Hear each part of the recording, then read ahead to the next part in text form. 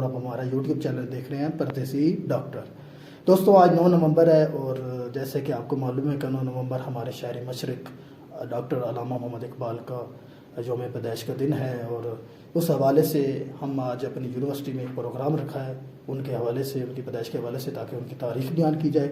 और हम इस वक्त ईरान के शहर सेमनान में हैं। देखें कि ईरानी लोग किस तरह अल्लामा इकबाल की उनकी शायरी और उनका जो मकाम व मर्तबा है किस तरह वो मनाते हैं उसको और किस तरह वो बयान करते हैं, वो हम आपको दिखाएंगे।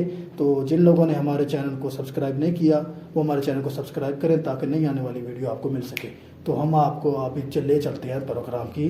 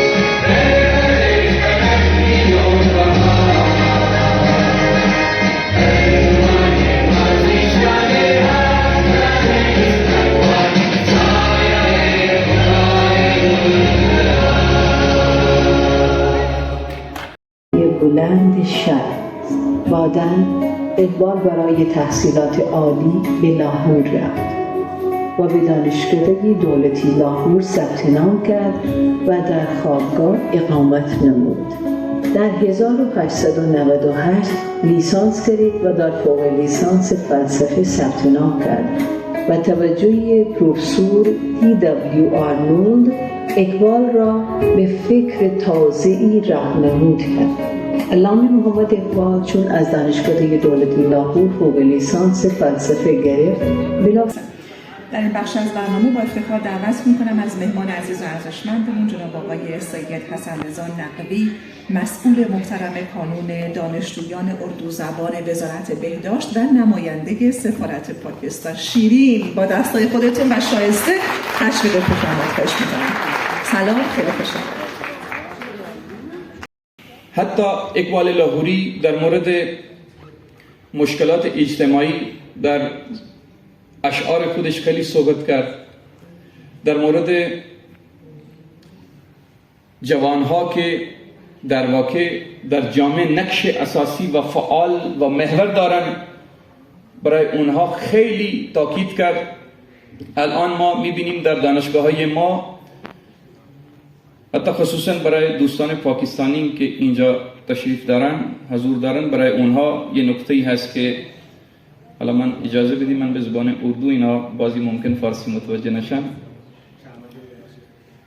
वो ये है कि जब आप मुल्क से बाहर दूसरे मुल्क के अंदर ईरान में रह रहे हैं और आज हमारी खुशकिस्मती है कि अल्लामा इकबाल के नाम के ऊपर यहाँ पे एक बड़ा प्रोग्राम अरेंज किया गया, तो आप एक मुल्क के नुमाइंदे हैं। उस मुल्क के नुमाइंदे आप यहाँ पे हैं, तो आपसे ईरान, लुबनान, अफगानिस्तान, दूसरे मुल्कों के जो स्टूडेंट्स यहाँ पे मौजूद हैं वो एक तवक्को रखते हैं।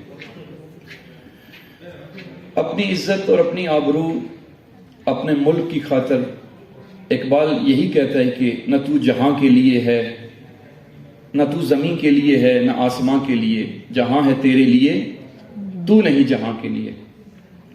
तो ये यूनिवर्सिटी در مورد امام حسین می فرماید حدیث عشق دو باب است، کربلا و دمشق. حدیث عشق دو باب است، کربلا و دمشق. یکی حسین رقم کرد، دیگری زینب.